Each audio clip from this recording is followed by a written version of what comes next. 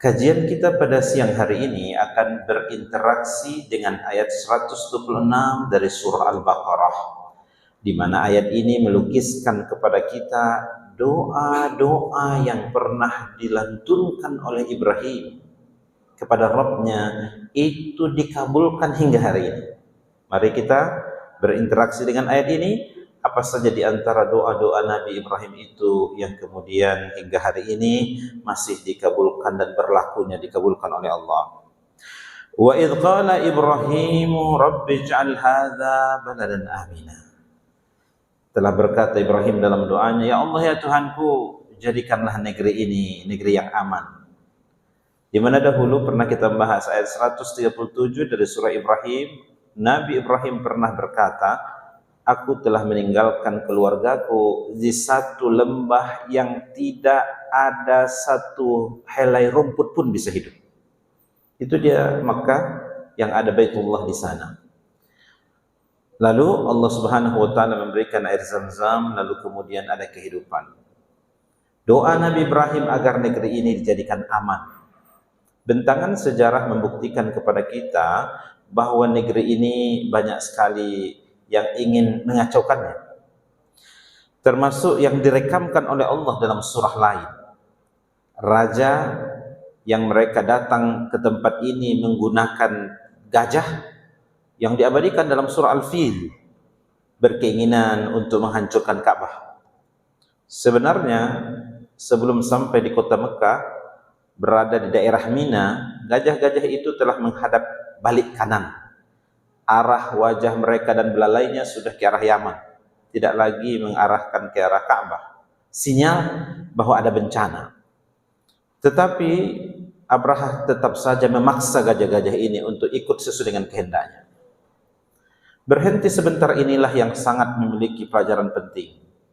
Raja Abraha, ia mengambil kambing-kambing yang ada di sekitar Mina, memeras susunya dan meminum, dan bahkan sebagiannya akan dijadikan sebagai santapan siang sebelum berangkat untuk menghancurkan Ka'bah. Itu kambing-kambing punya Abu Sufyan. Abu Sufyan ini tokoh di Mekah yang sangat luar biasa. Maka dia datang ke tempat ini, Abu Sufyan datang ke tempat ini dan berkata kepada Raja Abraha, yang pemilik kambing-kambing ini saya tuannya, kembalikan. Apa jawaban dari Abraha?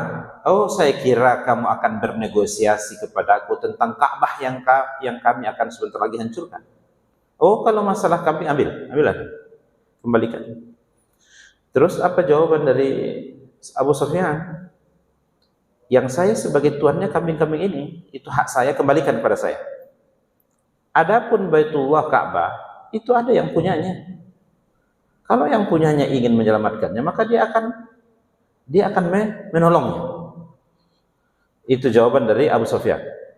Kalau Ka'bah itu ada yang punyanya, bukan saya yang punya itu. Kalau yang punyanya adalah ingin menyelamatkan dia, maka dia akan tolong. Saya datang ke tempat ini adalah saya sebagai tuan dari pemilik kambing-kambing yang kamu ambil. Kembalikan pada saya. Itu kisah tentang amannya negeri yang dilukiskan oleh Allah dalam ayat berikutnya dalam surah Al-Fil. Alam tara kaifa fa'ala rabbuka bi ashabil fil?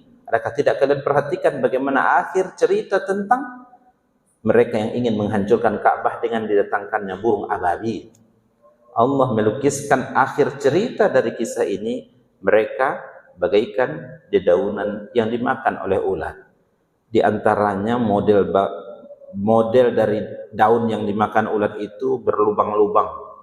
Ada yang dimakan sepertiga, ada yang tersisa hanya tangkainya saja. Itu narasi yang diungkapkan dalam Al-Quran tentang melukiskan daun yang dimakan oleh ulat. Ya, jadi begitu ganasnya. Apakah kerikil-kerikil kecil yang dilemparkan oleh burung ababil ini berupa bakteri yang kemudian dengan sangat cepat untuk menghancurkan badan dan jasad mereka, Allahu a'lam.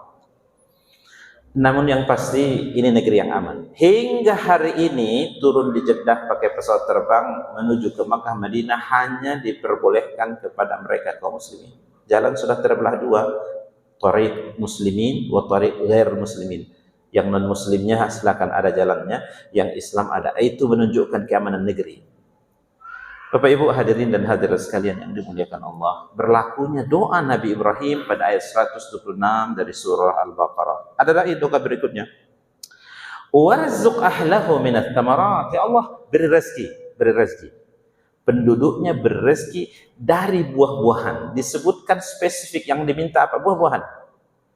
Kita tahu persis bahwa negeri ini adalah sebelumnya satu daerah lembah yang tidak tumbuh satu helai rumput pun. Bahasa Al-Quran melukiskan itu fi wadin ghairi zizar'in. Untuk tumbuh-tumbuhan saja tidak mungkin, apalagi kalau palawija, apalagi kalau pohon-pohon besar yang rindang. Memang ada teknologi hingga hari ini untuk mendatangkan tanahnya. Arafah sudah mulai menghijau, mereka sudah bisa menumbuh tumbuh-tumbuhan pala hijau yang tidak terlalu jauh akar tunggangnya. Tapi Bapak Ibu sekalian sedang jemaah zuhur yang dimuliakan Allah, untuk terpenuhinya kebutuhan buah-buahan tidak mesti dengan kemampuan mereka teknologi teknologi pertanian, tetapi kan bisa dengan cara impor. Yang penting bisa membelinya, rakyat bisa membelinya. Yang masalah ada tapi nggak terbeli, masalah. Yang masalah kalau ada uang banyak tapi tidak ada stoknya, nah, itu masalah.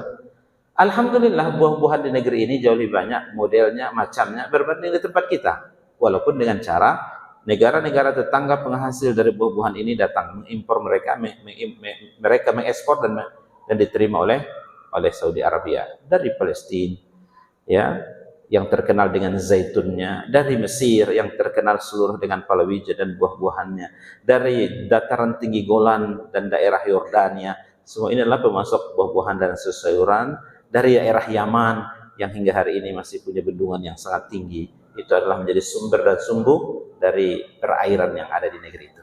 Bapak Ibu hadirin dan hadirat sekalian yang dimuliakan Allah, Allah kabulkan doa Nabi Ibrahim sampai hingga hari ini. Jadi dulu Bapak Ibu, kata para ulama tafsir, ini tidak lama setelah Nabi Ibrahim meletakkan Ismail dan Ibunda Hajar, maka negeri Yaman yang sangat terkenal dengan kesejahteraannya lalu paceklik, dan ada keinginan suku-suku untuk pindah eksodus ke daerah Syam. Di antara suku yang sangat terkenal di daerah Yaman yang ingin eksodus beramai-ramai itu adalah suku yang disebut dengan Jurhum. Mereka ini datang lalu ingin berhenti karena ada air Zam-Zam, ingin berhenti sebentar di tempat ini dan memasang tenda mereka, lalu minta keizinan kepada Ibunda Hajar dengan syarat mereka akan mengeluarkan sebagian buah-buahannya untuk ditinggalkan kepada Ibunda Hajar dan Ismail. Dan juga adalah kambing-kambing yang mereka bawa, mereka karena diberi izin untuk minum Zam-Zam dan tinggal di tempat ini, lalu bahkan ada sebagian besar tidak jadi pergi untuk pindah ke daerah Syam, tetapi menetap di sini. Bahkan ada riwayat mengatakan Nabi Ismail itu menikah dengan salah satu putri dari suku ini. Inilah cikal bakal orang berada di tempat ini. Warzuq ahlahu minas samarat. Allah Subhanahu wa taala mengabulkan doa Ibrahim supaya diberikan kecukupan kebutuhan dari buah-buahan. Man amana minhum billahi wal yaumil akhir. Bapak Ibu, ternyata bila seseorang yang taat kepada Allah dengan keimanannya mentaati akan aturan-aturan Allah, Allah jamin itu. Allah jamin. Berkali-kali Ibunda Hajar waktu perjalanan dari Palestina menuju Mekah ini, dia bertanya pada Ibrahim, "Hai Ibrahim, apakah ini adalah perintah Allah atau pandai-pandai Ibrahim saja mengantarkan kami dari Palestina ke satu lembah yang tidak ada satu helai rumput pun?" Ibrahim tidak pernah melihat dan menoleh ke belakang. Di kalangan ulama tafsir ada yang berkomentar khawatir kalau dengan ia melihat kepada putranya lalu berkurang ketaatannya kepada Allah. Ini anak sudah sekian lama dinanti kehadirannya. Ibunda Hajar sendiri yang menjawab pertanyaannya yang direkam di dalam ayat yang lain. Apa katanya? Kalau memang ini perintah dari Allah Subhanahu wa taala, Allah tidak akan pernah menyia-nyiakan hambanya yang taat kepada Allah Subhanahu wa taala. Yang tadinya tandus, tidak ada satu helai rumput pun, Allah hadirkan air Zam-Zam. Allah datang ke tempat ini. Bahkan satu di antara doa Nabi Ibrahim dalam ayat yang lain, agar supaya hati-hati manusia cenderung ke tempat ini. Berapa lama antri menunggu untuk orang datang ke Mekah? 15 tahun, 20 tahun yang akan datang, kota haji telah full. Sehingga yang sudah berangkat dan pergi ke tanah suci pun rasa rindu mereka dengan tempat ini jauh lebih tinggi berbanding yang tidak pernah sama sekali. Itu adalah doa Nabi Ibrahim. Allah Subhanahu wa taala mengaruniakan tempat ini dengan kesejahteraan yang bagus karena mereka beriman dengan Allah Subhanahu wa taala. Adapun mereka yang tidak beriman kepada Allah, maka Allah Subhanahu wa taala tidak akan berikan rezeki. Dan justru Allah akan siapkan azab yang pedih kepada mereka, dan itu seburuk-buruk tempat kembali. Dan itulah yang Allah katakan pada ujung dari ayat 126, qala wa man kafara, sebaliknya yang engkar kepada Allah Subhanahu wa taala akan kami beri mereka umatti'uhu qalilan, sedikit saja dari rezeki, wa thumma tarruhu ila adzabin nari wa bi'sal masir, dan akan disiapkan siksa azab, dan itu seburuk-buruk tempat kembali. Siapa yang meletakkan bahwa di bawah perairan negara-negara Arab itu bahwa minyak yang sangat luar biasa yang mengantarkan negara-negara ini menjadi list negara-negara kaya dunia. Siapa pula yang mengantarkan di daerah perairan laut kita ini, di depan kita ini, itu ternyata ada ring of the fire, gunung api yang sangat dahsyat, yang apabila meletus itu jauh lebih hebat dari ledakan yang terjadi pada tahun 1800 yang memisahkan Pulau Jawa dengan Sumatera. Bila mereka beriman kepada Allah, semoga gelombang-gelombang yang ada akhir-akhir ini mengurangi gelombang besar sehingga tidak terjadi. Itu bahasa keimanan.